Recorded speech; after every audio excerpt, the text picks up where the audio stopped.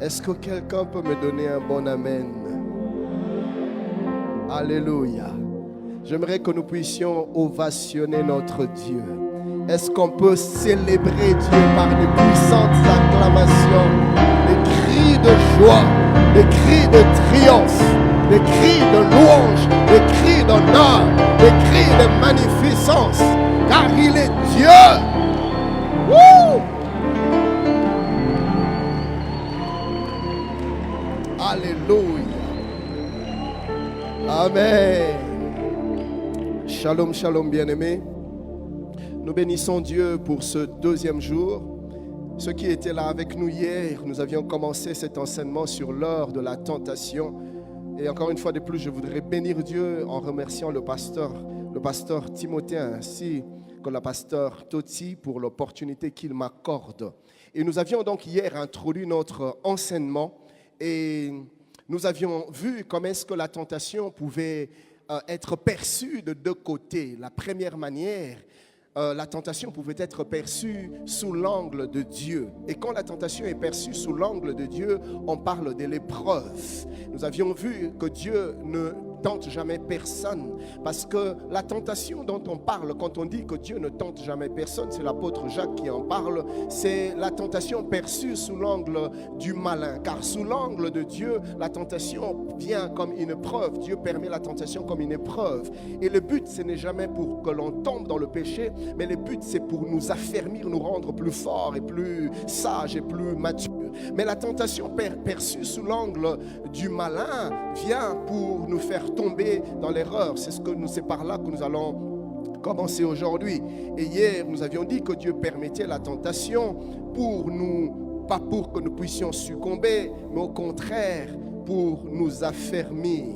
Et nous avions dit que Dieu contrôle toujours, il mesure toujours l'intensité de la tentation avant de l'autoriser. Deuxièmement, nous avions dit que la tentation constituait une épreuve de notre foi ayant pour but de nous affermir. Troisièmement, nous avions dit que Dieu permet la tentation pour faire ressortir les sentiments secrets de nos cœurs. Il y a des choses enfouies au-dedans de nous que nous-mêmes de fois nous ne connaissons pas. Il y a des tares, il y a des vices, il y a des failles enfouies au-dedans de nous que même nous ignorons. Et Dieu permet des moments d'épreuve et de tentation afin que nous soyons secoués et que nous puissions nous-mêmes avoir la révélation de qui nous sommes véritablement. Car le cœur de l'homme est tortueux, nous dit le prophète Jérémie. Mais qui peut le savoir? Qui peut l'imaginer?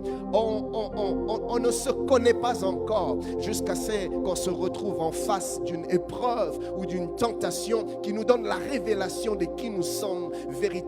Car il y a toujours un gap, il y a toujours une différence entre ce que nous disons de nous-mêmes et ce que nous sommes véritablement. Et c'est dans des moments d'épreuve, dans des moments où nous sommes secoués par la tentation que nous réalisons nous-mêmes, que nous connaissons nous-mêmes, que nous découvrons ce qu'il y a au-dedans de nous. Quatrièmement, nous avions dit que Dieu permettait la tentation pour que son nom soit glorifié. Et je nous invite rapidement à lire Job 1:8. La Bible dit, l'Éternel dit à Satan, as-tu remarqué mon serviteur Job? Job 1:8.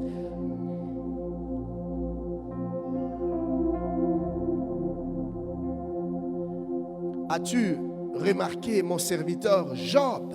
Il n'y a personne comme lui sur la terre. C'est un homme intègre et droit, craignant Dieu et se détournant du mal. Job 1:22, la Bible dit, en tout cela Job ne pécha point et n'attribua rien d'injuste à Dieu. Au travers de l'épreuve, au travers de moments difficiles, Job ne s'est pas révolté, Job ne s'est pas rébellé, il n'attribua rien d'injuste à Dieu. Job 42, 10 à 17, c'est un long texte mais qui vaut la peine d'être lu. Job 42, 10 à 17, la Bible dit, l'Éternel rétablit Job dans son premier état et l'Éternel lui accorda le double de tout ce qu'il avait possédé. Vous voyez, avant la tentation, Job était à un certain niveau. Et après la tentation, Dieu lui a accordé le double de ce qu'il avait avant la tentation. La Bible dit, pendant ces dernières années, Job reçut de l'Éternel plus de bénédictions qu'il n'en avait reçu dans les premiers. Vous voyez, à chaque fois que Dieu nous fait passer par une preuve, à chaque fois que Dieu nous fait passer par une tentation, c'est pour nous amener toujours à une dimension supérieure. Et la Bible, si vous continuez la lecture, la Bible nous énumère les possessions que Job avait, que Dieu lui avait données. Au verset 15e, la Bible dit, il n'y avait pas dans tout le pays d'aussi belles femmes que les filles de Job. Même en termes de beauté de ces filles, Dieu a récompensé. Dieu a donné au-delà de ce qu'il avait avant l'épreuve. Job vécut après cela 140 ans et il vit ses fils et les fils de ses filles jusqu'à la 4e génération. Et Job mourut âgé et rassasié de jours. Pourquoi? Parce que quand nous sortons victorieux d'une épreuve, d'une tentation, comme je l'ai enseigné hier, il y a toujours une ouverture que Dieu nous accorde. Il y a toujours un shift qui se passe. Il y a toujours quelque chose que Dieu fait pour nous de fort, de glorieux que nous n'avions pas avant la tentation. Et vous pouvez voir la même chose dans la vie de Daniel. Je vais lire rapidement. Daniel 3, 24 à 30. Alors le roi Nebuchadnezzar fut effrayé et se leva précipitamment. Il prit la parole et dit à ses conseillers, n'avons-nous pas jeté au milieu du feu 3 hommes liés? Ils répondirent au roi, certainement au roi. Eh bien, je vois 4 hommes sans lien qui marchent au milieu du feu et qui n'ont point de mal. Et la figure du 4e ressemble à celle d'un fils de Dieu. Ensuite, écoutez ça, ensuite Nebuchadnezzar s'approcha de l'entrée de la fournaise ardente et prenant la parole, il dit, Shadrach, Meshach et Abednego, serviteurs du Dieu suprême. Vous voyez, Nebuchadnezzar se met à parler de Dieu comme étant le Dieu suprême. Pourquoi? Parce qu'il a vu des hommes intègres se consacrer à Dieu même au prix de leur propre vie. Frère, à chaque fois que tu résistes à la tentation, la connaissance de ton Dieu passe à une autre dimension autour de toi. Les gens reçoivent la révélation de ton Dieu par ton aptitude à dire non à la tentation. Suis-je en train de parler à quelqu'un? 28, Nebuchadnezzar prit la parole et dit, béni soit le Dieu de Shadrach, de Meshach et d'Abednego, lesquels a envoyé son ange et délivré ses serviteurs qui ont eu confiance en lui et qui ont violé l'ordre du roi et livré leur propre corps, plutôt que de servir et d'adorer aucun autre Dieu que le leur. Ça, c'est le roi lui-même qui témoigne. Voici maintenant l'ordre que je donne. Frère, cet ordre ne serait jamais venu si Shadrach, Meshach et Abednego avaient été complaisants. Très souvent, Dieu veut se manifester dans nos maisons, dans nos universités, dans nos familles, dans nos lieux de travail, dans nos églises. Dieu veut se révéler, Dieu veut se faire connaître autrement. Mais souvent, nous passons à côté ou nous privons Dieu des opportunités de se manifester dans notre environnement, dans une autre dimension. Pourquoi? Parce que souvent, nous succombons devant les épreuves. Souvent, nous nous relâchons devant les épreuves. Souvent, nous nous laissons aller à la tentation. Cela est arrivé à Moïse. Moïse se retrouve devant le peuple est assoiffé, le peuple veut boire, le peuple se met à murmurer et Moïse parle à Dieu. Dieu dit à Moïse, frappe le rocher et l'eau va jaillir. Moïse frappe le rocher et l'eau jaillit. Le peuple se met à boire, le peuple se réjouit. Mais quelque temps plus tard, le peuple se met de nouveau à murmurer parce qu'il a de nouveau soif. Et Moïse ne supporte pas l'incrédulité du peuple. Moïse est pris de colère. Moïse perd la patience. Moïse retourne vers Dieu, parle à Dieu. Dieu lui dit, va, parle au rocher et l'eau va jaillir. Mais Moïse était tellement tellement pris par la colère à cause de l'attitude du peuple, au lieu de parler au rocher tel que Dieu le lui avait demandé, Moïse frappa le rocher. Écoutez, chers bien-aimés, l'eau a jailli, mais Moïse a été réprimé par Dieu. Dieu dit à Moïse, puisque tu n'as pas écouté ma parole, puisque tu ne m'as pas honoré, tu n'entreras pas dans la terre promise. Dieu réprime Moïse, mais l'eau jaillit quand même. Frère, ce n'est pas parce que tu vois des résultats que Dieu est forcément d'accord avec toi. Pourquoi est-ce que Dieu a été autant sévère? Parce que Moïse nous a fait passer à côté d'une puissante préfiguration, à côté d'une puissante typologie de l'œuvre de notre Seigneur Jésus-Christ. Le rocher, image de Christ, ne pouvait être frappé qu'une seule fois. Christ ne pouvait être crucifié à la croix qu'une seule fois. Voilà pourquoi Moïse n'avait pas le droit de frapper le rocher deux fois, car le rocher ne pouvait être frappé qu'une fois, afin que l'eau jaillisse, afin que la vie jaillisse, afin que la guérison jaillisse, afin que le salut jaillisse. Vous voyez? Et puisqu'il a succombé à la tentation de la colère, il nous a fait passer à côté de cette puissante prophétie que le Seigneur voulait nous accorder. Très souvent, Dieu se révèle au travers de notre intégrité. Dieu se sert de notre fidélité pour se faire connaître à ceux qui ne le connaissent pas. Suis-je en train de parler à quelqu'un? Et écoutez Nebuchadnezzar, l'ordre qu'il donne, il dit: tout homme à quelque peuple, nation ou langue qu'il appartienne, qui parlera mal du Dieu de Shadrach, de Meshach et d'Abednego sera mis en pièces. Vous voyez, Nebuchadnezzar se met à respecter Dieu, à craindre Dieu autrement. Et sa maison sera réduite en un tas d'immondices, parce qu'il n'y a aucun autre Dieu qui puisse délivrer comme lui. Verset 30. Après cela, que quelqu'un dise avec moi: après cela. Je suis venu te dire ce soir qu'il y a toujours un après tentation. Il y a toujours un après plutôt épreuve. Il y a toujours un après temps difficile. Il y a toujours un après, frère.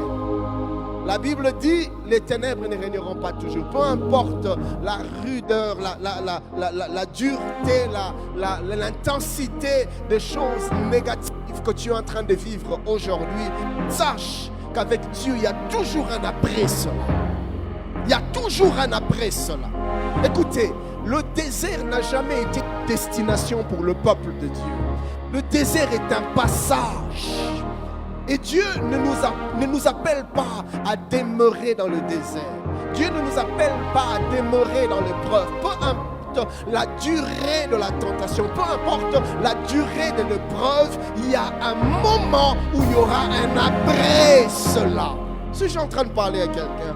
Et je suis venu te dire ce soir, accroche-toi, ne cède pas, ne te relâche pas. C'est vrai que c'est dur, je ne peux peut-être pas comprendre ni imaginer la teneur de la souffrance que tu es en train d'endurer maintenant même. Mais je sais une chose, que nous servons un Dieu fidèle. Il y aura un après cela, il y aura un après ce temps. Tu es en train de traverser un moment de prendre, un moment de désolation, un moment de honte, un moment de grande confusion, où tu remets tout en question, tu remets en question ton appartenance à Dieu, tu remets en question ton identité d'enfant de Dieu, tu remets même en question ton salut. Frère, c'est un moment difficile, je le sais, mais je sais aussi qu'avec Dieu, peu importe la durée, la longueur de la nuit, le soleil finit toujours par jaillir. Il y aura un après cela. La Bible dit au verset 30e, après cela. Regarde ton voisin, dis-lui: il y aura un après cela. Après cela, écoutez, le roi fit prospérer Shadrach, Meshach et Abednego dans la province de Babylone. Mais ce n'est pas venu avant. Dieu attendait voir comment ils allaient réagir par rapport à la tentation pour les booster dans une autre dimension. Frère, tiens bon, il y a un après ça. Vous pourrez également lire Daniel 6, 25 à 28. Ça pourra faire un bel objet de méditation et vous allez vous rendre compte de la même chose. La Bible dit dans Jacques 1, 12: Heureux l'homme qui supporte patiemment la tentation, car après avoir été éprouvé, il recevra la couronne de vie que le Seigneur a promis à ceux qui l'aiment. Et ce qui est merveilleux avec notre Dieu, c'est que quand il nous récompense, Dieu nous récompense dans le temps présent, mais il nous récompense aussi dans le temps à venir. Dieu nous récompense dans la vie présente, mais Dieu nous récompensera aussi dans la vie à venir, dans la vie éternelle. Mon ami, tiens bon, alléluia. Nous servons un Dieu fidèle. Il récompense ceux qui l'honorent. Il honore ceux qui l'honorent. Il essuie les larmes de ceux qui pleurent. J'aime ce passage qui dit que ceux qui sèment avec larmes moissonneront avec chant d'allégresse. C'est peut-être une phase où tu es en train de semer avec larmes. Oui, sème la fidélité, sème l'intégrité, sème l'attachement à Dieu, sème la pureté, sème la sainteté. Ne te compromets pas, ne cède pas. Il arrive un moment où tu vas récolter avec chant d'allégresse, où tu vas récolter avec cri de joie, où tu vas récolter avec des transports d'allégresse. Tiens bon, mon ami. Endure patiemment la tentation. Troisième chose, c'est que quand Dieu permet la tentation, il donne toujours les moyens d'en sortir, le moyen de triompher. La Bible dit dans 1 Corinthiens 10, 13, la partie B, mais avec la tentation, il préparera aussi le moyen de sortir afin que vous puissiez la supporter. Français courant dit, mais au moment où surviendra la tentation, autrement dit, à l'heure de la tentation, il vous donnera la force de la supporter et ainsi le moyen d'en sortir. C'est Dieu qui nous rend capables de tenir devant la tentation. Et l'apôtre Pierre dit dans 2 Pierre 2,9, je suis dans la version Darby, le Seigneur sait délivrer de la tentation les hommes pieux. Jean 17, 15, la Bible dit, je ne te prie pas de les ôter du monde, mais de les préserver du mal. Dieu nous préserve du mal, Dieu nous protège à l'heure de la tentation. Quelqu'un peut-il me donner un bon amen?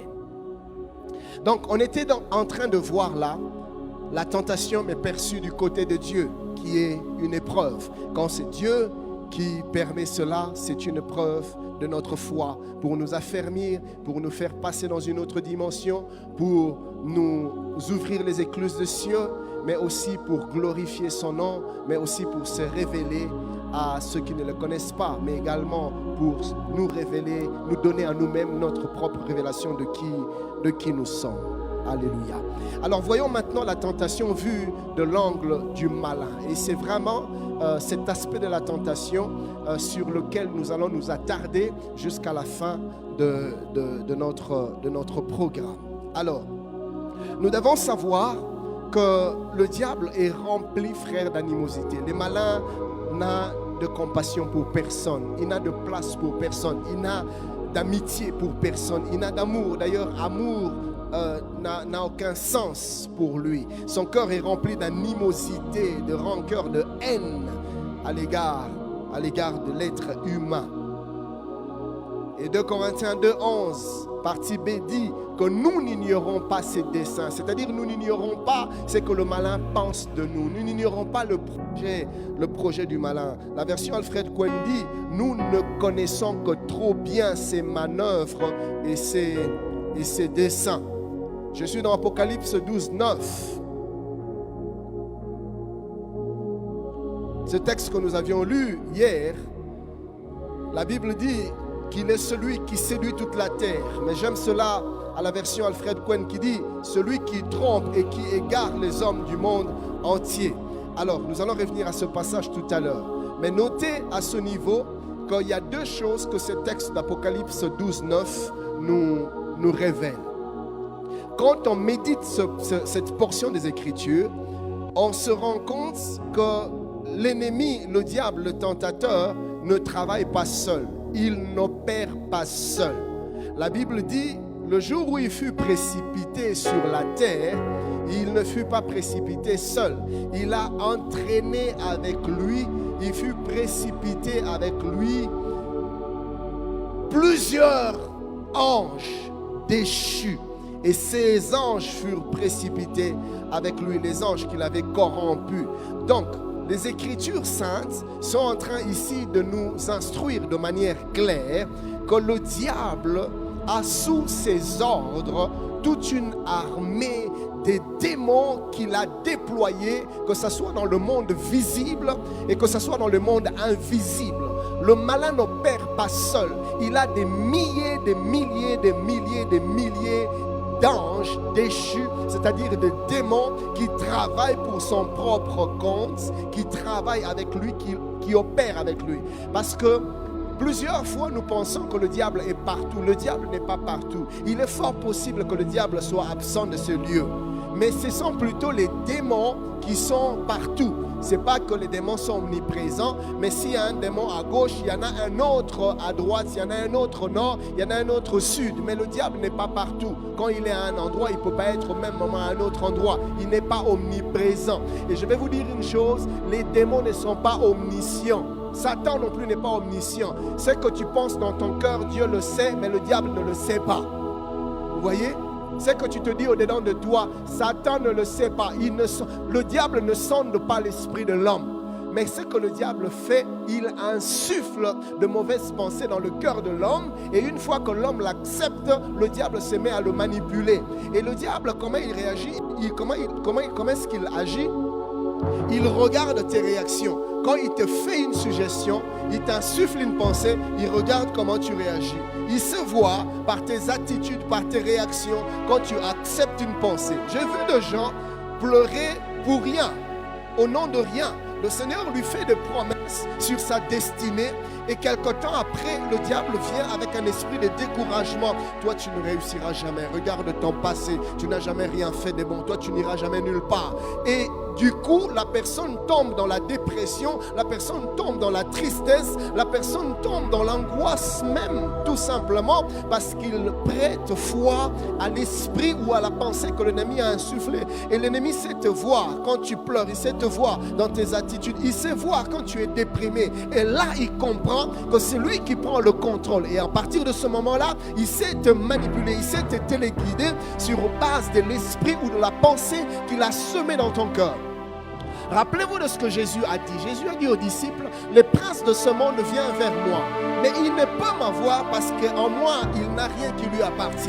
Le diable ne peut opérer dans ta vie que dans la mesure où il trouve en toi un point d'attache, un point de contact. Quelque chose qui peut lui servir de piste d'atterrissage par où il peut commencer à agir et à tourmenter ton âme, à manipuler ta vie. Et ces pistes, ces points de contact, c'est souvent les pensées négatives qu'il injecte. Quand tu l'acceptes, c'est fini. Il s'en saisit pour manipuler ta vie, pour te tourmenter. Je vais revenir à cela tout à l'heure. Mais j'aimerais insister sur le fait que Satan n'est pas omnipotent, Satan n'est pas omniprésent, Satan n'est pas omniscient. Il n'est pas partout, mais il déploie ses démons, que ce soit dans le visible, que ce soit dans l'invisible, pour agir et opérer, nous soumettre à la tentation et ainsi de suite. Alors, la deuxième chose que cette portion des Écritures nous renseigne, c'est que le tentateur a des objectifs clairs qu'il poursuit. Quand il vient nous tenter, il y a des objectifs qu'il poursuit. Nous allons voir quelques-uns de ces objectifs. Premièrement, c'est que le diable recherche à chaque fois qu'il vient nous tenter, c'est d'abord nous tromper et nous égarer. Il veut nous perdre. Il commence par nous mentir et il veut nous perdre. Il veut nous dérouter. Il veut nous égarer. C'est ce qui est mentionné clairement dans Apocalypse 12, 9. La Bible dit c'est lui, c'est-à-dire le diable, qui trompe et qui égare les hommes du monde entier. Quand le diable te tente, frère, il est en train de te tromper, de te mentir pour t'égarer. Le deuxième objectif derrière la tentation, c'est de contrer et de combattre l'œuvre de Dieu. Et je vais revenir un tout petit peu sur ce que j'avais dit hier. Nous ne devons jamais nous considérer comme des éléments isolés. Nous sommes tous interliés. C'est-à-dire ce qui se passe dans ta vie répercute sur ma vie. Ce qui se passe dans ma vie, d'une manière ou d'une autre, a de l'influence sur ta vie, des retombées sur ta vie. J'avais dit que nous sommes un corps. Donc quand le diable veut affaiblir un corps, c'est comme le corps humain.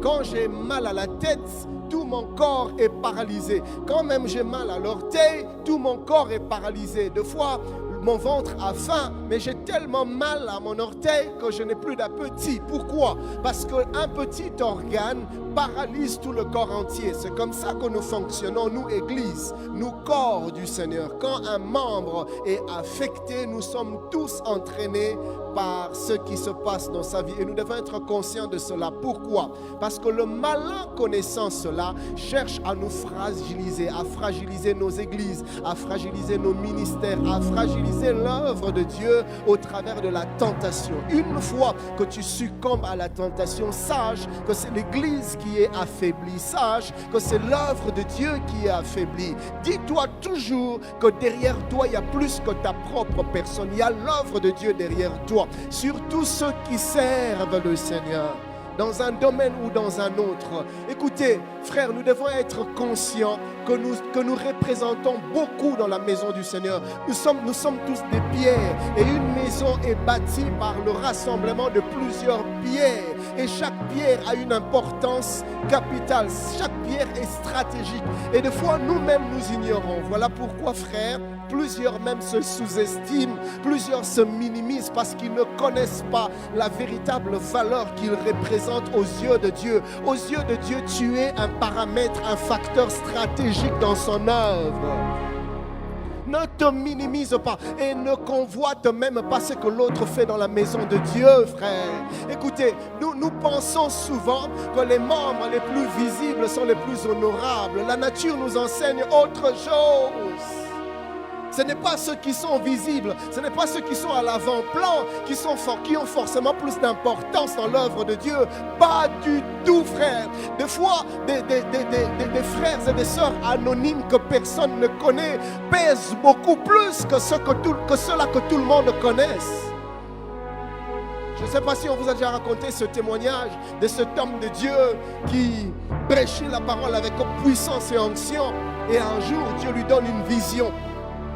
Dans la vision, il était mort. Et il voit un ange qui le prend et qui le conduit dans une grande pièce où étaient placées les couronnes des saints, les couronnes des enfants de Dieu par rapport à leur travail. Et quand il est entré dedans, il a compris que le Seigneur voulait lui montrer sa couronne. Et il s'est mis à admirer les couronnes et ses yeux se sont fixés sur une merveilleuse couronne qui était toute belle et toute jolie. Alors il s'est rapproché de la couronne pour la prendre. Et c'est là que l'ange va l'arrêter pour lui dire non, non, non, non, mon ami, ce n'est pas ta couronne. Et il était stupéfait, il était surpris. Vu l'œuvre qu'il accomplit dans son église, il était convaincu que la merveilleuse couronne était pour lui, était à lui.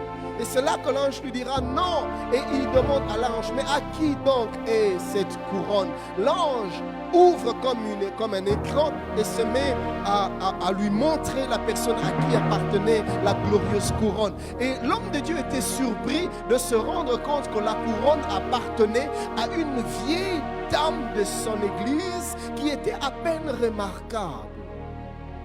Et Dieu se met à lui dire, tu vois à chaque fois que tu prêches, cette dame passe son temps, ses genoux à terre, elle prie, elle implore, elle intercède. Et quand tu vois des signes, des miracles t'accompagner, quand tu vois la gloire de Dieu se révéler, quand tu vois la présence de Dieu se manifester, ce n'est pas à cause de toi, c'est à cause des prières de cette pauvre dame.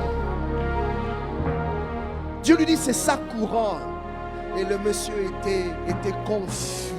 Mon ami, tu n'as pas besoin d'être vu par les hommes pour être considéré par Dieu. Nous perdons des fois notre temps à vouloir nous faire remarquer par les hommes. Non, nous n'avons pas à faire, nous n'avons pas de compte à rendre aux hommes. C'est Dieu qui nous appelle et c'est lui qui va nous récompenser. Même si tu n'es pas connu des hommes, frère, ce n'est pas le plus important. Arrête de te battre pour être vu. Bats-toi pour toucher le cœur de Dieu. Alléluia. Et donc, ne te minimise jamais, ne te sous-estime jamais. Pour Dieu, tu es un élément stratégique dans l'avancement de son œuvre. Voilà pourquoi le malin viendra constamment te tenter, parce qu'il sait que s'il te fragilise, s'il t'atteint, il fragilise toute l'œuvre, il fragilise toute l'Église. Lisez avec moi 1 Chroniques 21, 1 à 8. Écoutez bien ce texte. La Bible dit, Satan se leva contre Israël. Le diable ne se leva pas contre un homme. Le diable ne se leva pas contre une famille. Le diable ne se leva pas contre quelques individus. Non, la Bible dit que l'ennemi s'est levé contre tout Israël. Mais alors qu'il en a après Israël, regardez comment il opère. La Bible dit, il excita David à faire le dénombrement d'Israël, car le dénombrement était interdit par Dieu. Dieu ne voulait pas que l'on compte le nombre du peuple. Dieu voulait être le seul à gérer la taille et la quantité des enfants d'Israël. Il voulait avoir la latitude de les multiplier autant qu'il pouvait vouloir, mais que le nombre de son peuple ne soit pas compté en ce moment-là. Alors le diable, voulant détruire Israël, voulant détruire l'œuvre de Dieu, fait quoi? Il va tenter un individu, surtout les individus d'influence, c'est-à-dire des leaders de maison, des leaders de famille, des leaders d'entreprise, des leaders d'église, des leaders de nations, des leaders d'organismes. Vous êtes des proies stratégiques de l'ennemi, parce qu'il sait que si j'atteins les leaders, je pourrais affaiblir tout le reste.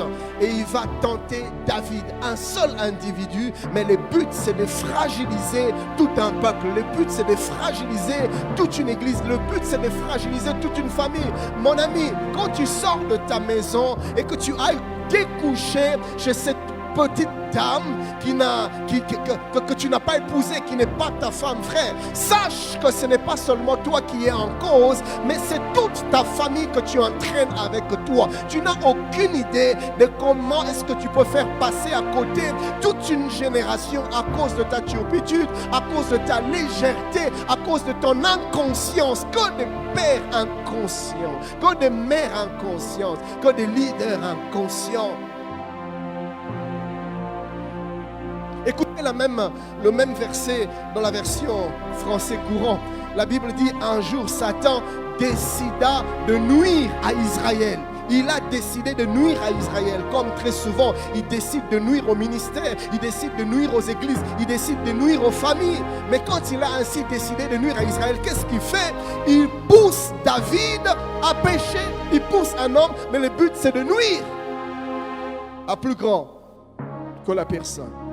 Verset 2, et David dit à Joab et aux chefs du peuple, allez, faites le dénombrement d'Israël depuis Beersheba jusqu'à Dan et rapportez-le-moi, afin que je sache à combien il se lève. Joab répondit, que l'Éternel rende son peuple 100 fois plus nombreux. Ô roi, mon Seigneur, ne sont-ils pas tous serviteurs de mon Seigneur? Mais pourquoi mon Seigneur demande-t-il cela? Pourquoi faire ainsi pécher Israël? Joab essaye de réfléchir, David. Joab essaye de faire raisonner David. Joab essaye de le ramener à la raison. Que Dieu nous donne des collaborateurs qui savent nous ramener à la raison. Que Dieu nous donne des amis qui savent nous ouvrir les yeux sur nos erreurs. Que Dieu nous donne des amis qui savent nous regarder dans les yeux avec amour et compassion, mais nous dire la vérité. Non, non, non, non, ça ce n'est pas de Dieu. Mon ami, ça ce n'est pas là. Que Dieu nous donne des épouses qui peuvent nous dire la vérité. Que Dieu nous donne des maris. Que Dieu nous donne des relations d'hommes et de femmes qui peuvent nous ramener à chaque fois que nous nous écartons. Et vous voyez ce qui se passe, c'est que souvent nous réagissons comme David. David n'a pas voulu écouter Joab. La Bible dit, le roi, au verset 4e, persista dans l'ordre qu'il donna à Joab. Et Joab partit et parcourut tout Israël, puis il revint à Jérusalem. Joab remit à David le rôle du dénombrement du peuple, il y avait dans tout Israël 100 000 hommes tirant l'épée, et en Juda 470 000 hommes tirant l'épée. Et en Juda 470 000 hommes tirant l'épée. Il ne fit point parmi eux le dénombrement des Lévis et des Benjamins, car l'ordre du roi lui paraissait une abomination. Ça lui paraissait une abomination, mais c'était le roi, c'était l'ordre du roi. Au verset 6e, au verset 7e plutôt, cet ordre déplut à Dieu. Et qu'est-ce qu'il fait? Dieu frappa Israël. Et David dit à Dieu, j'ai commis un grand péché en faisant cela. Maintenant, daigne pardonner l'iniquité de ton serviteur, car j'ai complètement agi en insensé. David, c'est pas à toi qu'on a essayé de convaincre de ne pas compter le peuple. C'est pas à toi qu'on a essayé de faire réfléchir. Le même David, quelques minutes, quelques heures, quelques jours peut-être avant, on essaye d'ouvrir ses yeux sur le péché qui guette, qui frappe à sa porte. David est insensible. David ne sait pas entendre la voix de Dieu. David ne sait pas écouter l'avertissement de Joab. Souvent, nos cœurs deviennent incrédules. Souvent, nos cœurs deviennent durs.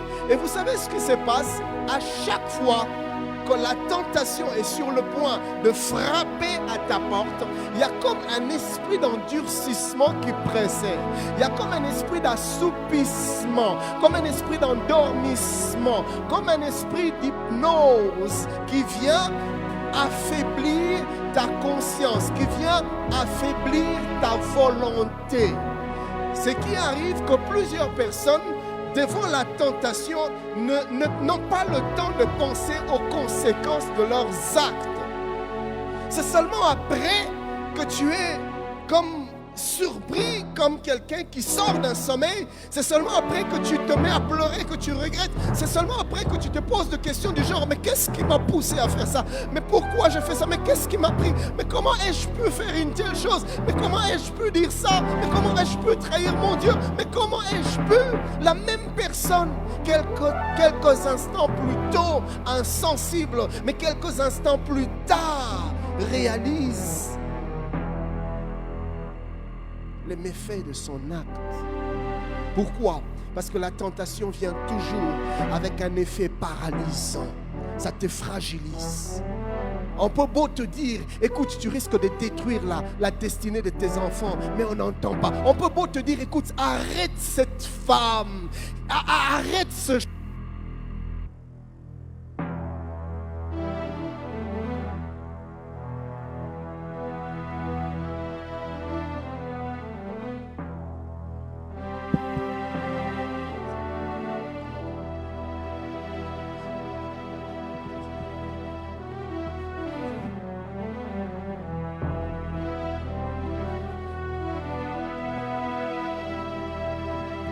Vous voyez, j'étais en train de dire que la tentation, quand elle vient, on a l'impression qu'elle vient avec un esprit qui nous paralyse. Ça paralyse notre sens de réflexion. Nous ne voyons plus loin, nous ne voyons que le bout, pas plus loin que le bout de notre nez. On ne réalise pas que ce que je suis en train de faire, ça va entraîner mes enfants. Que ce que je suis en train de faire, ça va bousiller ma carrière. Que ce que je suis en train de faire, ça va mettre à terre mon ministère. Que des hommes et des femmes puissants n'avons-nous pas connus dans ce pays, même dans cette ville, des hommes qui ont bougé la ville par l'évangile, par la puissance de la parole. Il y a quelques semaines, quelques mois en arrière, on me racontait d'un géant, d'un grand homme de Dieu qui était dans cette ville, qui a secoué la ville. Dieu lui avait donné la ville. Dieu lui avait même donné les autorités de la ville, frère. Il avait une telle autorité, il pouvait parler aux grands de la ville et tout le monde se soumettait à cause du charisme que Dieu lui avait donné, à cause de l'aura, de l'onction, de l'autorité spirituelle que Dieu lui avait donnée. Il avait de l'impact dans la ville. Mais quelque temps plus tard, quand l'heure de la tentation a sonné, l'homme de Dieu s'est mis à se compromettre. L'homme de Dieu s'est mis dans des bassesses, dans des futilités, dans des banalités. L'homme de Dieu s'est mis à prendre de l'alcool. L'homme de Dieu s'est mis à s'enivrer. L'homme de Dieu s'est mis à courir les jeunes filles. Et un ministère si grand et si puissant puissante s'est mise à s'écrouler comme un château de cartes. Tout cet investissement que Dieu avait placé en lui, du jour au lendemain, perdu.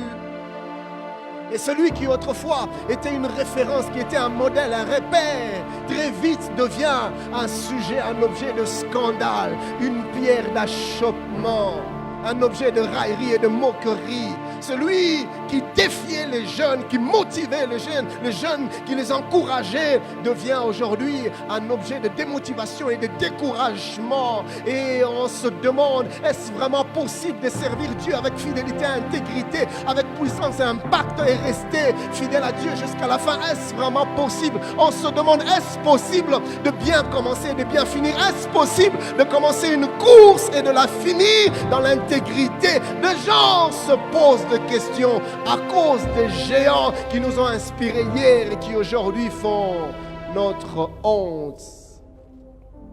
C'est seulement après que l'on se rend compte des répercussions de nos actes. Pourquoi? Parce que quand la tentation arrive, la conscience, la volonté est hypnotisée, la volonté est paralysée.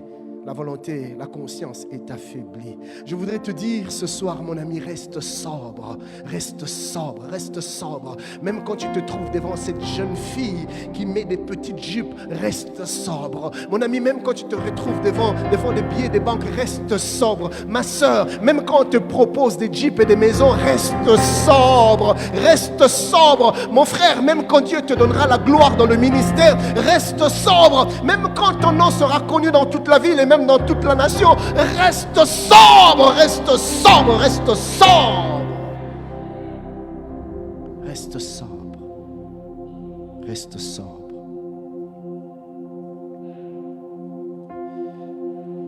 Troisième objectif que le malin poursuit derrière la tentation, c'est de briser ta communion avec Dieu. C'est de t'éloigner de Dieu. Briser ta communion avec Dieu. Nous sommes dans Genèse 3:8. La Bible dit, alors Adam et Ève entendirent la voix de l'Éternel Dieu qui parcourait le jardin vers le soir. Et l'homme et sa femme se cachèrent loin de la face de l'Éternel au milieu des arbres du jardin. Adam et Ève se mettent à se cacher loin de Dieu. Ils ne savent plus se tenir dans la présence de Dieu. Eux qui autrefois passaient du temps dans la présence de Dieu. La Bible dit que chaque soir, le Seigneur descendait pour passer du temps avec l'homme. Lui qui était habitué à la communion avec Dieu. Voilà, il se retrouve en train de fuir Dieu. Ça vient d'où, Adam, que tu te mettes à fuir Dieu? Qu'est-ce qui s'est passé? Adam, tu te caches. C'est qu'il y a quelque chose à cacher. Qu'est-ce que tu as fait qui te pousse à te cacher? Qu'est-ce que tu caches que tu ne veux pas que Dieu voie?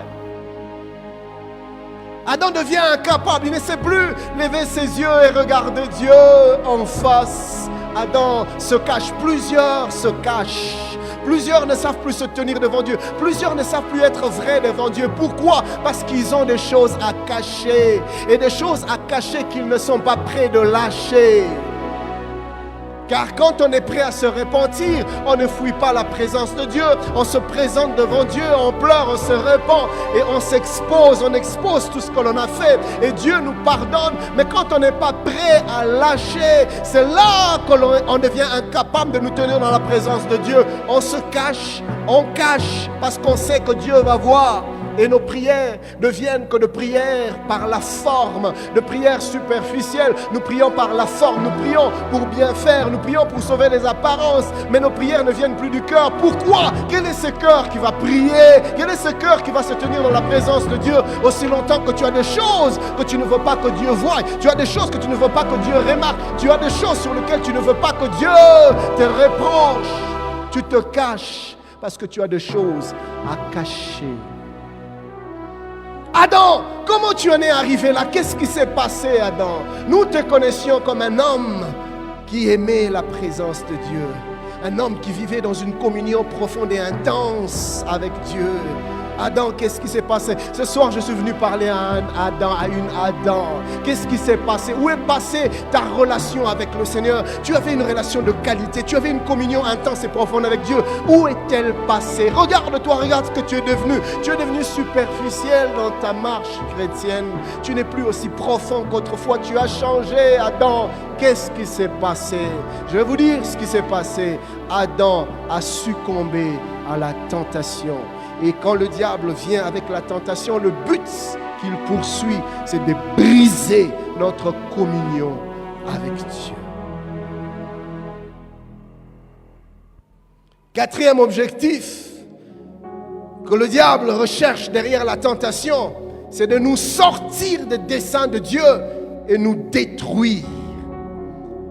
La Bible dit que Dieu a pour nous des projets de bonheur, des projets de paix. Frère, il n'y a personne qui ne vienne au monde sans un projet de Dieu.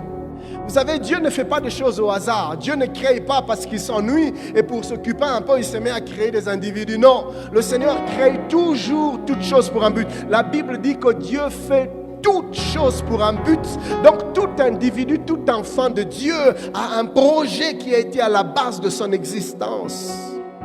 Et même moi, j'aime dire un peu de manière philosophique que l'essence précède l'existence. C'est-à-dire la raison de ton existence a précédé même ton existence. C'est la raison de ton existence qui a poussé Dieu à te créer. Est-ce que je suis en train de parler à quelqu'un?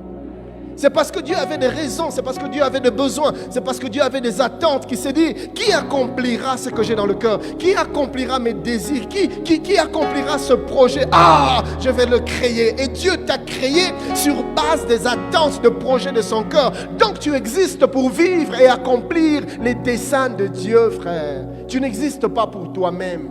Et ta responsabilité, c'est de chercher à découvrir les desseins de Dieu pour ta vie. Seigneur, qu'est-ce que tu attends de moi? Que veut dire ma vie? Quel est le sens de ma vie? Que veux-tu que je fasse? Où veux-tu que j'aille? Dans quoi veux-tu me voir? Avec qui veux-tu me voir?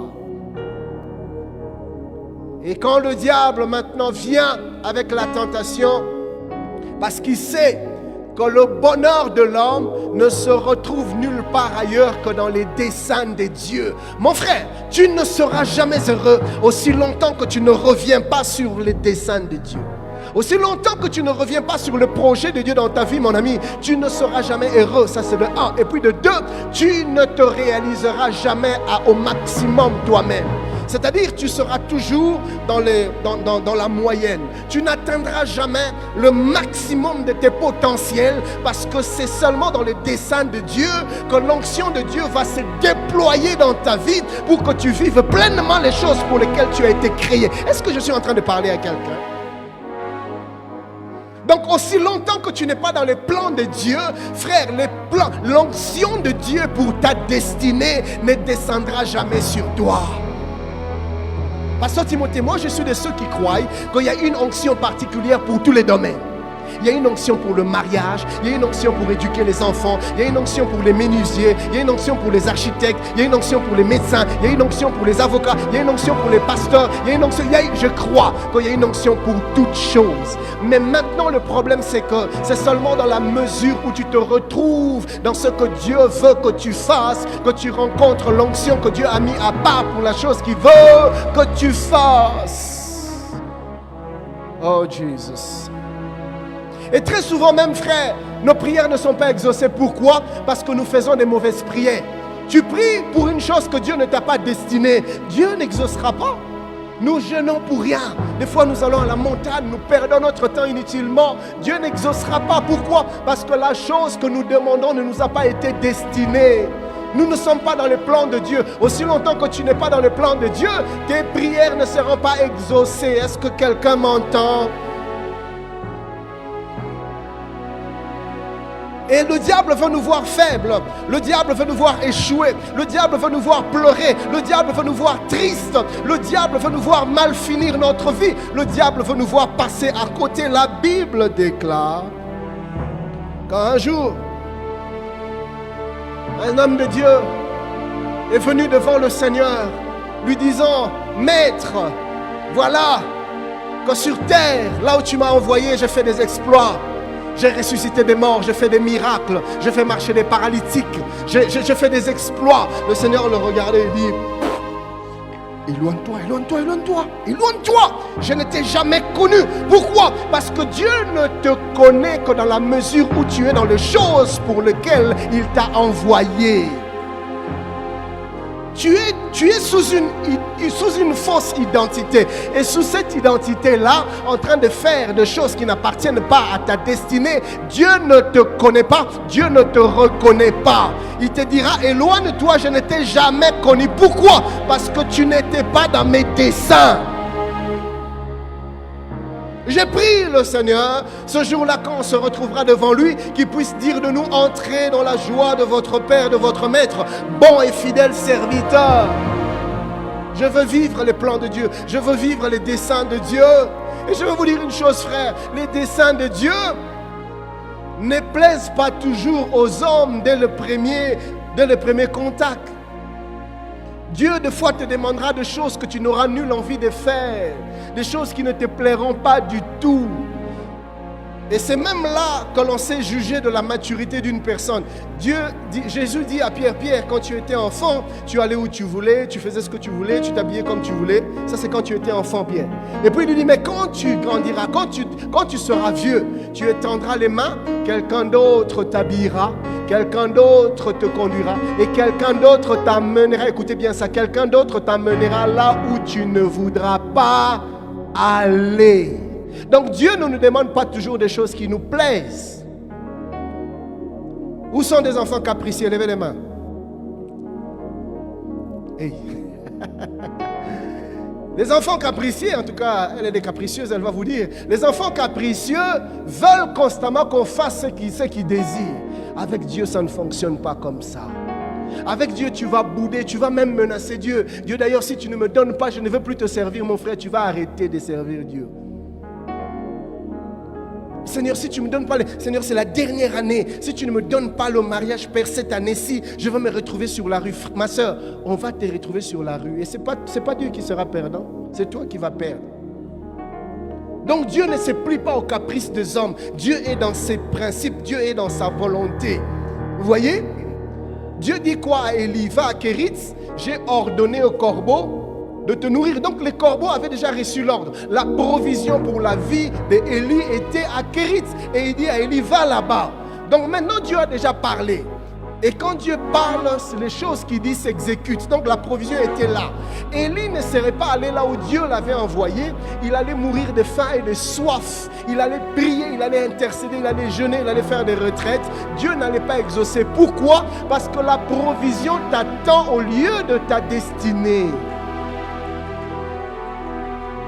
Voilà pourquoi des fois nous semons beaucoup, nous récoltons peu, nous travaillons beaucoup, nous fournissons beaucoup d'efforts, mais en retour nous gagnons très peu, nous produisons très peu. Pourquoi? Parce que nous ne sommes pas dans les desseins de Dieu. Et c'est ce que le diable veut. T'écarter des desseins de Dieu afin que tu passes à côté des plans de Dieu et que tu ne vives pas la plénitude de provision de Dieu pour toi, que tu pleures constamment, que ta vie soit une vie sans épanouissement, que ton cœur soit constamment dans le deuil et la douleur. C'est ce que le diable veut.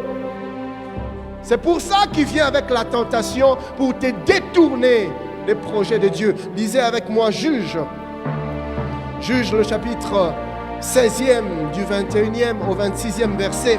La Bible dit, les Philistins le saisirent et lui crevèrent les yeux. On est en train de parler du grand Samson. Samson qui faisait la terreur des Philistins. Quand Samson venait, le Philistin détalait. C'était la débandade parce qu'il savait que Samson faisait des ravages. Qui pouvait maîtriser Samson? Qui pouvait dompter Samson? Qui pouvait tenir devant Samson?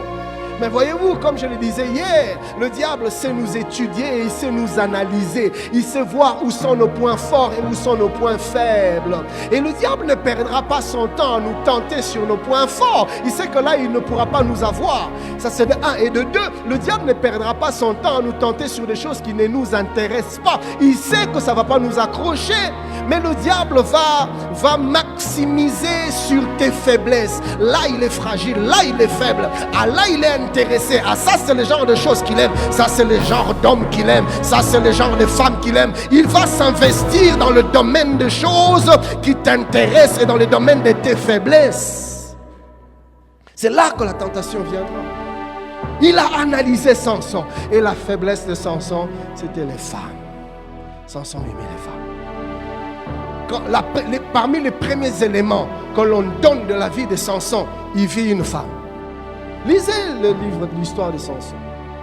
Samson, c'était les femmes. Donc les femmes, Samson, les femmes. C'était un homme à femme.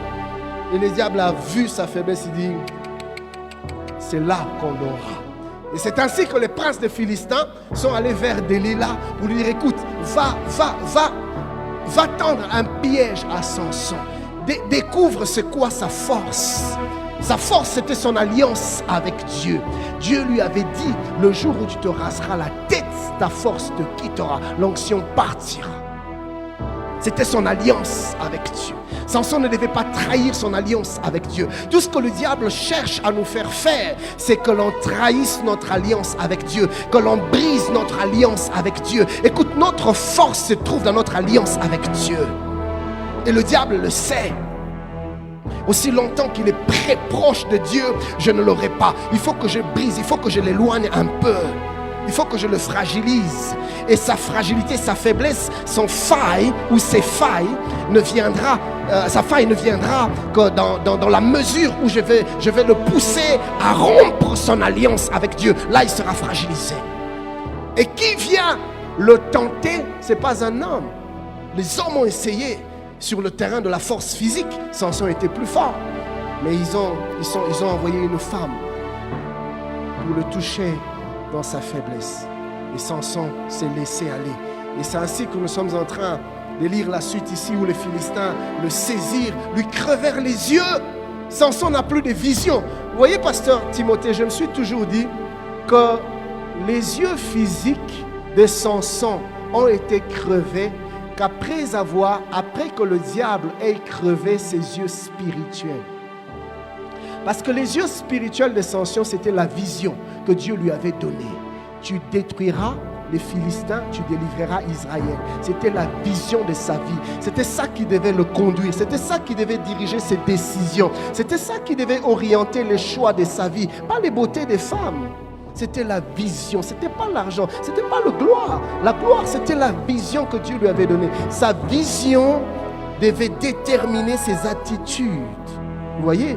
Et quand le diable a crevé ses yeux spirituels, conséquence, ses yeux physiques aussi ont été crevés. Pourquoi? Parce que quand tu perds la vision spirituelle, tu perds la vision de tout.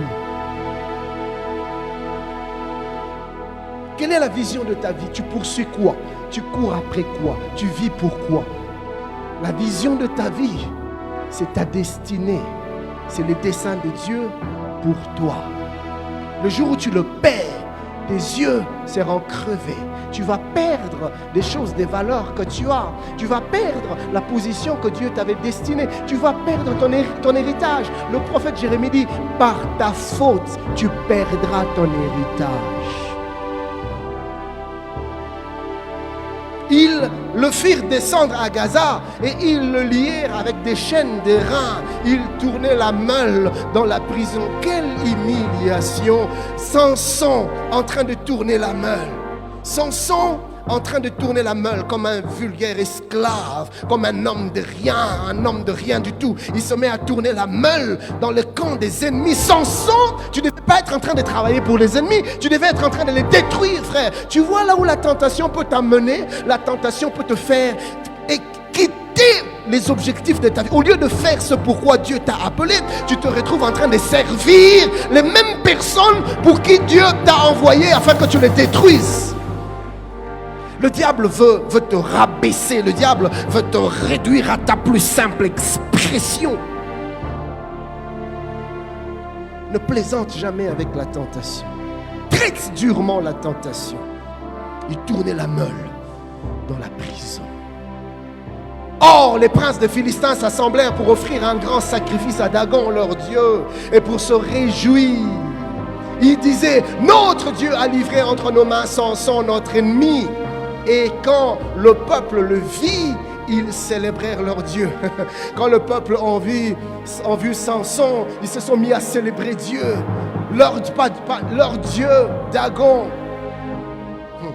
En disant, notre Dieu a livré entre nos mains notre ennemi, celui qui ravageait notre pays et qui multipliait nos morts. Écoutez ça, c'est lui qui ravageait notre pays et qui multipliait nos morts. Donc maintenant, l'histoire de Samson se conjugue dans les passés. Il était, il faisait, il disait. Mon ami, la tentation peut faire que désormais on parle de toi dans le passé. Dans la joie de leur cœur, ils disent qu'on appelle Samson, oh ça me brise le cœur, et qu'ils nous divertissent. Et qu'ils nous divertissent. Samson, lui qui était choisi, oint par Dieu pour servir à sa gloire, se retrouve en train de divertir les Philistins. Au lieu de les détruire, il les divertit. Samson devient le bouffon des Philistins. Le clown de Philistin. Samson se met à divertir. On lui dit danse, Samson danse. On lui dit fais des chutes, Samson fait des chutes. Quelle humiliation, quelle honte pour le peuple de Dieu. Quelle honte pour le nom de l'Éternel. Parce que voyez-vous, chers bien-aimés, le combat que nous menons sur le terrain, ce n'est pas que notre combat, mais c'est aussi le combat de Dieu. Viens nous divertir. Ils firent sortir Samson de la prison et il joua devant eux. Samson devient un joker. Il joue. Il amuse la galerie. Je vois les Philistins en train de prendre de coca et de pop-corn, en train de rigoler, en train de se moquer du Dieu d'Israël. Mon ami, tu n'as aucune idée de combien le malin se moque de nous à chaque fois que tu te laisses aller à la tentation. Il n'y a pas que toi dans cette histoire. Il y a Dieu. Il y a le témoignage de Dieu. Il y a la réputation des enfants de Dieu.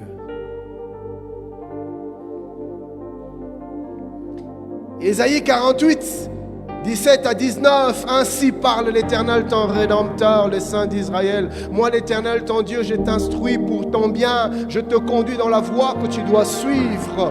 Oh, si tu étais attentif à mes commandements, ton bien-être serait comme un fleuve et ton bonheur comme les flots de la mer. Ta postérité serait comme le sable et le fruit de tes entrailles comme les grains de sable. Ton nom ne serait point effacé, anéanti devant moi, si seulement tu pouvais être attentif à mes commandements. Mais voilà que tu te retrouves en train de mordre la poussière comme un homme de rien.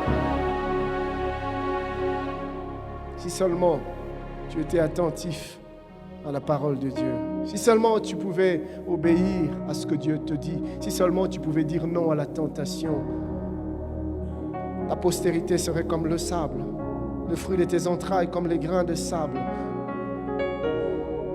Ton bien-être serait comme un fleuve et ton bonheur comme le flot de la mer.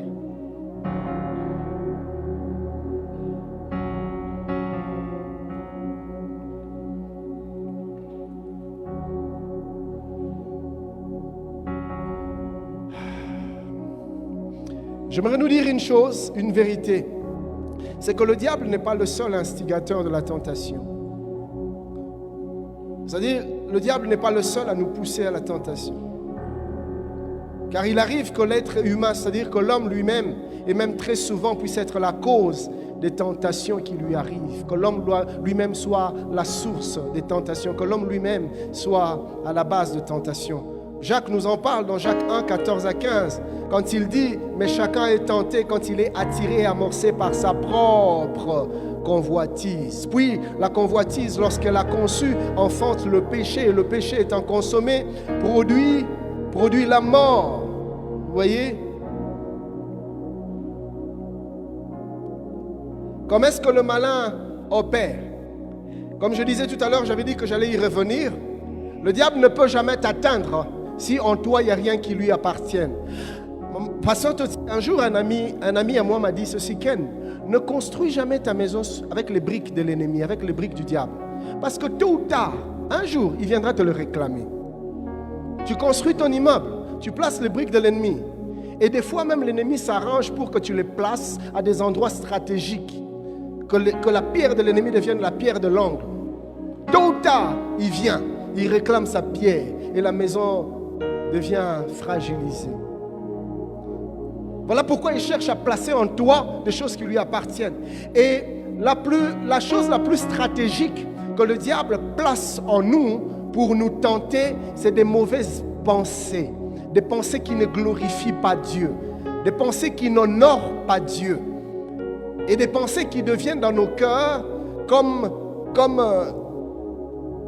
nôtres. Parce qu'au départ, ça ne vient pas de nous. C'est le malin qui injecte cela. Et quand nous les acceptons, nous en approprions. Ces pensées deviennent nôtres et deviennent le moyen par lequel le malin agit pour nous faire succomber. Déjà pour nous tenter et puis pour nous faire tomber à la tentation. Regardez l'apôtre l'apôtre Jacques dit ceci.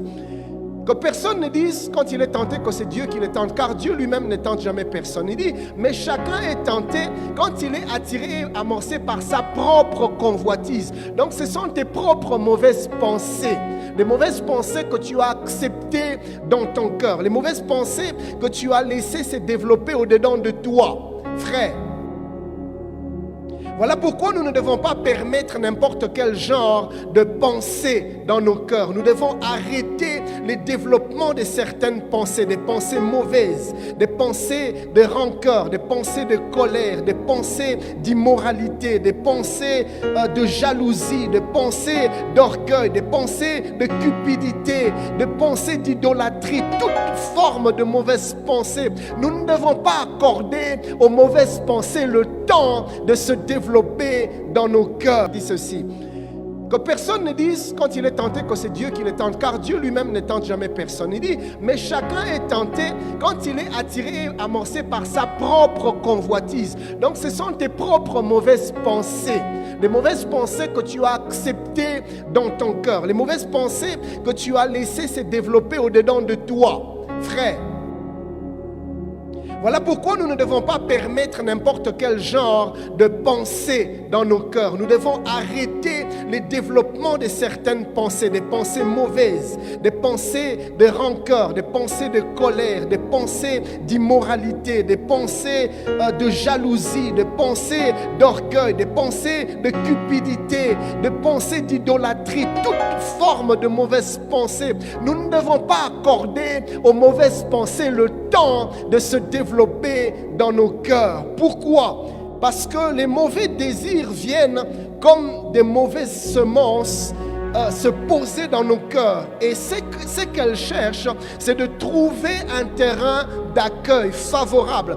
Et une fois que les mauvaises pensées ont trouvé un terrain d'accueil, un milieu qui les accepte, qui les reçoit, elles se mettent à concevoir et jusqu'au point d'enfanter. Et la Bible dit que quand les mauvais désirs conçoivent, elles enfantent le péché. C'est ce que Jacques est en train de nous expliquer. C'est un peu comme une femme. Une femme, dans ses périodes d'ovulation, attend la semence de l'homme. Quand la semence de l'homme vient chez la femme, la semence de l'homme cherche l'ovule, c'est-à-dire un milieu favorable pour concevoir l'enfant. Et une fois que la gamète mâle rencontre la gamète femelle conçoit. Donc l'enfant est conçu quand la semence de l'homme rencontre un terrain favorable. C'est comme ça avec les mauvais désirs. Quand les mauvais désirs viennent, les mauvaises pensées viennent au-dedans de nos cœurs, ils se mettent à chercher le terrain favorable. Est-ce qu'on va m'accepter? Est-ce qu'on va me donner l'espace? Est-ce qu'on va me laisser m'installer? Est-ce que l'on va m'entretenir? Quand on se met à accepter les mauvais désirs, les mauvaises pensées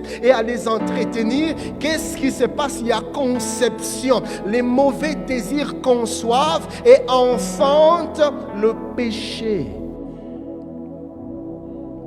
J'aime un proverbe chinois qui dit: on ne peut jamais empêcher les oiseaux de voler au-dessus de nos têtes, mais on peut les empêcher de construire leur nid sur nos têtes. C'est comme ça avec le diable.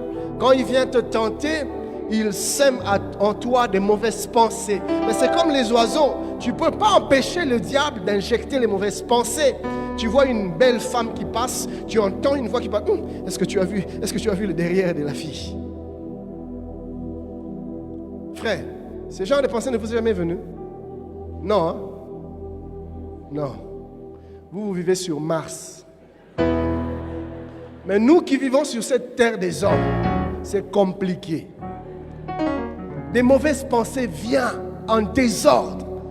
Mais tu n'es pas obligé de leur accorder un terrain d'accueil. Tu n'es pas obligé de les accepter. Et quand la mauvaise pensée arrive, jusque-là, tu n'as pas encore péché. Donc ne tombe pas dans la culpabilité de te repentir parce qu'une mauvaise pensée est passée dans ton esprit.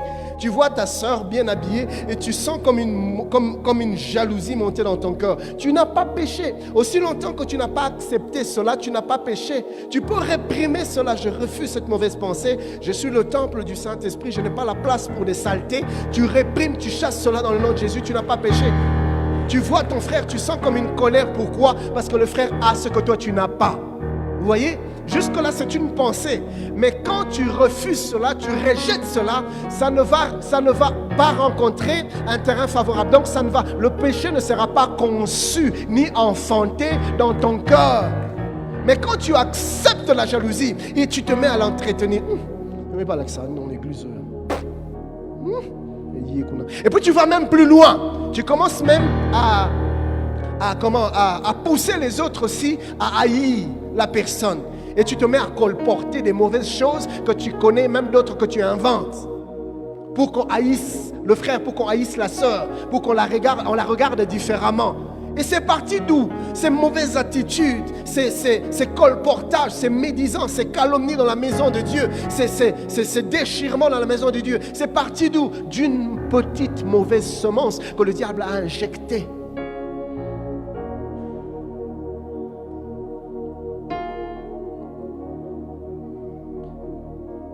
L'apôtre Paul dit dans Philippiens 4:8, au reste, frères, que tout ce qui est vrai, tout ce qui est honorable, tout ce qui est juste, tout ce qui est pur, tout ce qui est aimable, tout ce qui mérite l'approbation, ce qui est vertueux et digne de louange soit l'objet de vos pensées. Voilà ce que nous devons accepter dans nos pensées. Des choses qui rendent gloire au Seigneur, des choses qui louent Dieu, des choses qui sanctifient le nom de l'Éternel, des choses qui nous rapprochent de Dieu. C'est de telles pensées que nous devons entretenir. C'est de telles pensées que nous devons accepter, frères.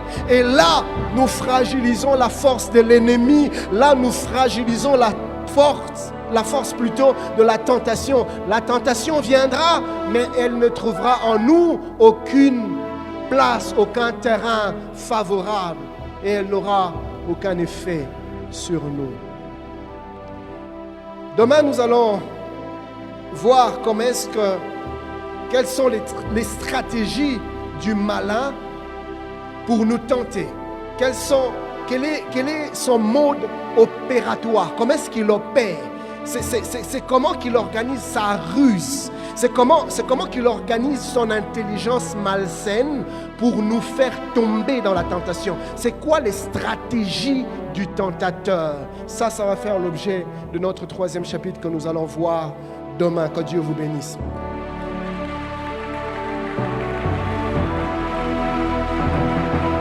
Alors nous sommes debout dans la présence de Dieu dans les 5 minutes qui nous restent. J'aimerais que tu pries pour toi-même. Tu vas implorer la grâce de Dieu, Seigneur, que je n'ouvre jamais la porte de mon cœur aux mauvaises pensées. Seigneur, s'il te plaît, que je ne m'écarte pas de tes desseins. Éternel roi de gloire, mon bonheur se trouve dans ta volonté. Jésus, garde-moi près de toi. Ce que le malin cherche, c'est de briser ta communion avec Dieu. Prie que ta communion ne soit jamais brisée. Que Dieu te donne la force afin de ne jamais permettre à l'ennemi de t'éloigner de Dieu. Prie afin que tu n'aies jamais dans ton cœur de choses à cacher comme Adam. Prie afin que tu ne te reproches de rien. Que ta conscience ne te reproche de rien. Que Dieu t'amène à un niveau où ta conscience ne te juge pas. Bien-aimé, lève ta voix, mets-toi à parler à Dieu. Seigneur, garde-moi pur, garde mes pensées pures. Seigneur, garde mon cœur pur. Seigneur, crée à moi un cœur pur. Crée à moi un cœur pur un esprit bien disposé, que le malin ne trouve aucune brèche. Seigneur, je ne veux pas m'éloigner de toi. Je ne veux pas briser ma communion avec toi. Seigneur, je ne veux pas quitter tes desseins. Je veux rester dans tes projets, car c'est là que se trouve mon bonheur. Je veux rester dans tes plans, car c'est là que se trouve la provision de ma vie. Oh bien-aimé, je pensais que tu étais en train de prier. Élève ta voix, implore Dieu, implore Dieu. Ton bonheur se trouve dans ta communion avec Dieu. Ton bonheur se trouve dans les desseins de Dieu. Alors implore le Seigneur qui te garde dans ses desseins, qui te garde dans ses projets, qui te garde dans sa communion, qui te garde dans sa présence. Parle à Dieu, parle à Dieu, parle à Dieu, parle à Dieu, parle à Dieu, parle à Dieu. C'était les branes, c'était prayabos. Les mande de bochata, Elia brandesia balarada sike. Et si tu te rends compte que tu t'es éloigné déjà de Dieu, que tu t'es caché, tu t'es mis à cacher comme Adam et Ève, mets-toi à implorer la grâce et la miséricorde de Dieu. Il est celui qui a dit que si tu confesses tes péchés, je te pardonnerai. Mets-toi à te repentir du fond de ton cœur. Demande pardon à Dieu. Réconcilie-toi avec Dieu avant qu'il ne soit trop tard. Alors que Dieu t'accorde l'opportunité de revenir à lui, mets-toi à parler à Dieu. Prie avec ton cœur, prie avec ton cœur, prie avec ton cœur. Sois vrai, sois vrai, sois vrai, sois vrai, sois vrai. Est-ce que tu peux monter encore? Est-ce que tu peux monter encore? Oui, parle à Dieu, parle à Dieu, parle à Dieu, parle à Dieu. Seigneur, nous voulons être de la race de Daniel, de la race de Shadrach, Meshach et Abednego. Bien-aimé, il y a une récompense qui t'attend. Il y a une récompense qui t'attend. Brille, brille Dieu. Tu veux être de la race de Daniel. Je veux être de la race de Daniel. Je veux être de la race de Daniel. Je veux être de la race de Shadrach. Je veux être de la race de Meshach, de la race d'Abednego. Je veux être de la race de Joseph, qui a refusé de coucher avec la femme de Potiphar. Je veux être de cette race, oh Dieu. Je ne veux pas trahir la race. Asaph pouvait dire, je ne veux pas trahir la race des enfants de Dieu. Mais fais de moi un homme de la race d'Asaph. Je ne veux pas trahir mon alliance. Bien-aimé, prie, implore Dieu. Je veux être un chrétien ferme. Éternel, préserve-moi de la tentation. Je ne veux pas succomber à la tentation. Je ne veux pas succomber à la tentation. Je ne veux pas succomber à la tentation. Seigneur, garde-moi de la tentation. Garde-moi, préserve-moi à l'heure de la tentation. Préserve-moi à l'heure de la tentation. Père, ce n'est pas toujours facile. Papa, ce n'est pas toujours facile. Papa, ce n'est pas toujours facile. Oh, j'ai besoin de toi. J'ai besoin de toi. J'ai la brana, la brana, la brana, la brana, la brana, la brana, la manda, la brana, brana. J'ai besoin de toi. J'ai besoin de toi, Seigneur. J'ai besoin de toi. Maman, qu'on a coco kate. Maman, qu'on a coco kate. Maman, qu'on a coco kate. J'ai besoin de toi.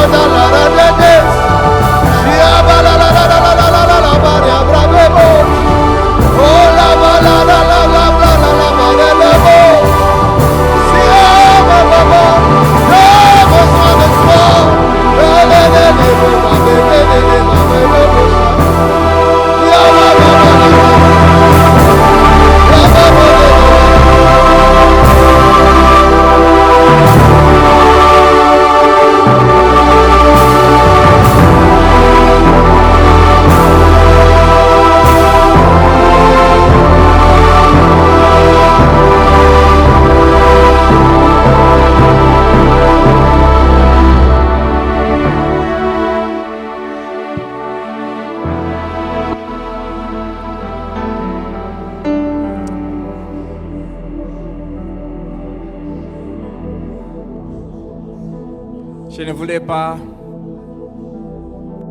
faire la prière finale sans lancer cet appel. Quand Dieu nous convoque, c'est pour nous guérir. Je voulais lancer cet appel à un Samson, à une Samson. Tu as eu à succomber à la tentation. À cause de toi, on se moque de Dieu aujourd'hui, dans ta famille, dans les milieux où tu es.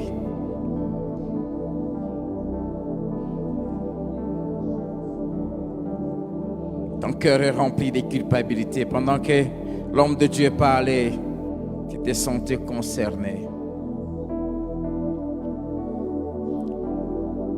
Si tu décides d'avoir honte,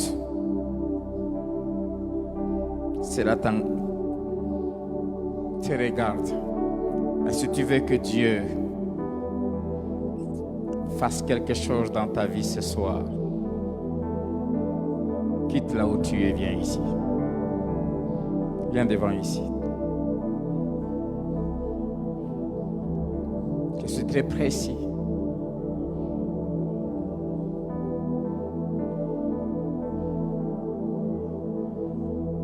Je ne sais pas dans quel domaine où tu as été tenté, mais tu as y succombé.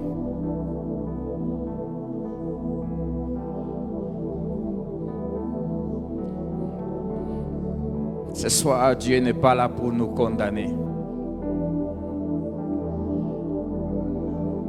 Ce soir est un soir de délivrance. Ce soir, les soldats qui étaient tombés, Dieu veut les relever et les rendre forts.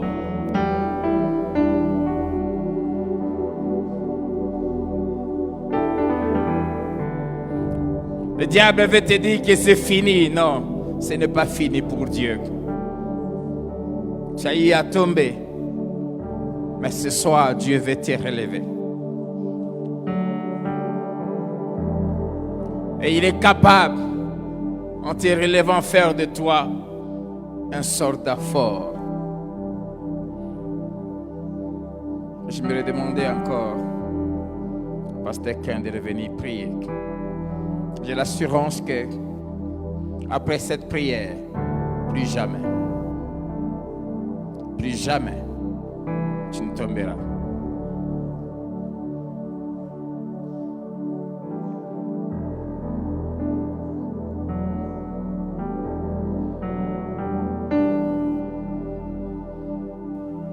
Alléluia. Seigneur, tu as dit dans ta parole, celui qui cache ses transgressions ne prospère point. Mais celui qui les avoue et les délaisse, celui-là obtient miséricorde. Père, tu as dit également, si mon peuple sur qui est invoqué mon nom s'humilie, prie et cherche ma face, s'il se détourne de ses mauvaises voies, je lui pardonnerai son péché, je guérirai son pays. Père, je prie pour mon frère, je prie pour ma soeur qui s'est avancée ce soir. Père, il est fatigué de se cacher et il a accepté de s'exposer au-devant de toi, mais aussi au-devant des hommes. L'Éternel entend la voix de son cœur et pardonne son péché. Tu nous as promis, Seigneur, souviens-toi, tu nous as promis le pardon quand nous allions nous repentir. Alors qu'ils sont venus se repentir, je prie, ô Dieu, que le sang de Golgotha le purifie maintenant. Que ton sang les sanctifie, que ton sang les lave. L'Éternel renouvelle leur vie, restaure-les par la puissance et l'onction du Saint-Esprit.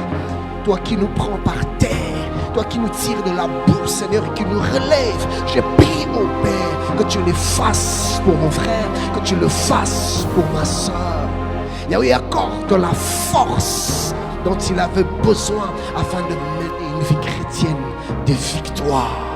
Précieux Saint-Esprit, inonde mon frère, inonde ma soeur, fais de lui un victorieux, fais de lui un guerrier, fais de lui un homme, une femme ferme, intègre, fidèle, consacré, engagé dans la marche vers l'éternité. Père, je crois que les faiblesses d'hier ne reviendront plus jamais. Les erreurs du passé ne reviendront plus jamais. Merci parce que tu les as pardonnés. Merci parce que tu les as renouvelés. Merci parce que tu les as restaurés.